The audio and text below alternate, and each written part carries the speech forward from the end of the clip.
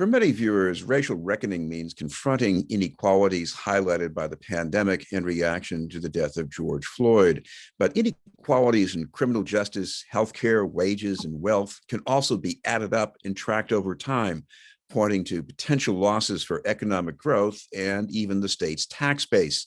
That's the rationale for a new thread of research, starting by a report from the Massachusetts Taxpayers Foundation. To explain the effort is the foundation's president, Eileen McAnneny. Thank you very much for being with us, Eileen. My pleasure. First, I want to ask you about this because, the Taxpayers Foundation is usually introduced as a watchdog, a fiscal watchdog. How do you go from that to almost being an advocate for social justice here? So our mission is really about positioning the Commonwealth for long-term economic development and opportunity for all. And I think this research falls squarely within that because it really is, there are important economic impacts in addition to the social justice and moral reasons for acting on racial disparities. I know this report looks at long-term trends and even some widespread figures, reflecting the whole country. So it's easy to say that, well, the problems in Massachusetts are really national problems. But on the other hand, this report highlights things where it seems to be worse in Massachusetts, at least as far as the racial divide. Give us some examples of that.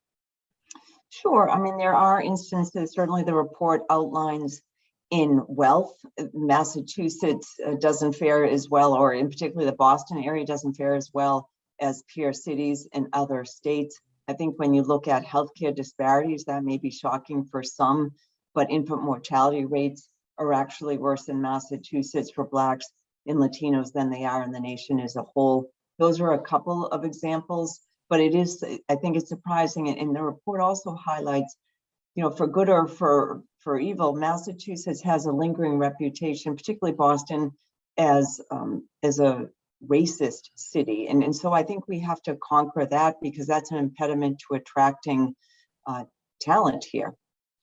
Because one of the things that I also noticed in this report, when you look at incarceration, which I usually think of as a national problem as far as the racial disparities there, in Massachusetts, it seems to be worse. I thought we were a state that was more progressive than that, but what's going on? Is that really a throwback to 1990 with Bill Weld running against John Silver, trying to be tough on crime? Well, I think that might be some of it, but the reason we have high incarceration rates in this country is by design, right? We did the 3 strikes. There are a lot of policies that led to incarceration and disproportionately of people of color, particularly males of color. But in Massachusetts, we seem to incarcerate and to charge minorities with crimes more frequently than we do their white peers. We convict them at higher rates. Their sentences are longer. So there is a lot of work to be done in the criminal justice system for sure. One of the things that also struck me from the report is that one factor in inequality is the Massachusetts smart economy. We are a mecca for the meritocracy. Doesn't that create consequences as far as racial inequality too? Well, it does certainly. And I think, you probably know that in Massachusetts, just the income disparity generally is more pronounced here. And I think that is a result, at least partially, of the fact that we have some very highly educated, highly compensated folks, and then a lot of people in the service sector. And so it's more pronounced here.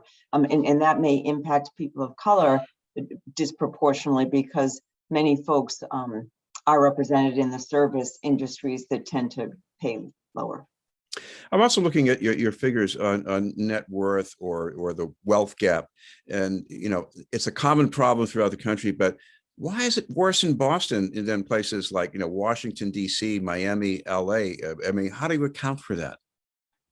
Well, we don't actually delve into the causation. This is really about just providing the baseline analysis of the state of play right now. But I think that's a really important question to answer. And so we need to delve into that. I mean, I suspect some of it may be the cost of housing so that people have higher mortgages or debt in order to pay for homes, or the higher rents.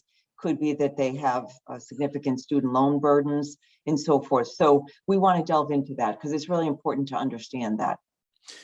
And what about the consequences for growth in the state or even growth in the tax base? If these gaps are not at least, reduced in some way, what does that mean? Well, so I think as the report tries to quantify for folks that there are real economic and fiscal benefits of trying to close the racial divide.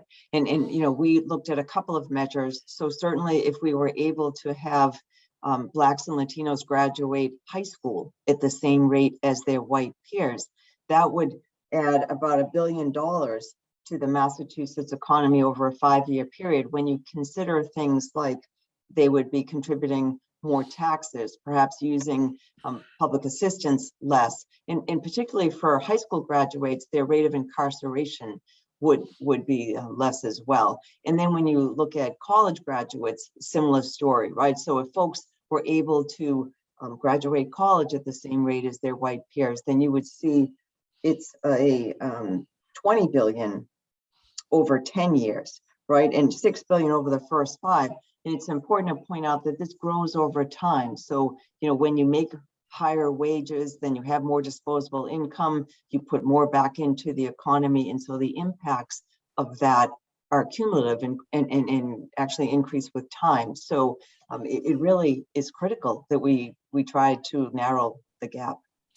As you say in your report, the effort here is partly a flashback to the late 1960s, a time of unrest before the Kerner Commission report. But at the same time, this is also the beginning of a new process, almost like a baseline. What do you mean by that exactly? Yeah, so I'd say a couple of things. I mean, one of the most startling things to me is when you looked at the summer of 1967 and the work of the Kerner Commission, how little has changed. The issues that were highlighted in those reports are the same ones we're grappling with, now. And so we have made progress, but it's certainly been insufficient. And so the real purpose of the report, as the title suggests, is to provide a baseline for measuring progress as we move forward, because I don't think any one of us want to be in a position 10 years or 60 years from now where we're looking at progress and all we can report is incremental change. I think everyone wants to jumpstart this and really address it in a meaningful way. And in order to do that, you have to evaluate some of the policies we put in place to make sure they're effective. And if they're not, to change that. And so having data, having evidence-based policies, measuring progress on a regular basis, all of these are critical to really to narrowing the gap and to making change. When you were putting this together, I'm sure you figured that people reading the report would see things they've seen somewhere before. I'm sure you've seen some of these things somewhere before as well. But when you put them together this way, did anything really strike you as looking different from the way it might have done before? Well, I think just the numbers are pretty startling, and the fact that it's not in just one area, it really is pervasive in all aspects of life. So I think that the data drive that home in a way that's pretty eye-opening. I also think that again, the comparative nature makes it pretty eye-opening as well, because we see that Massachusetts doesn't as fare as well as we perhaps thought we might.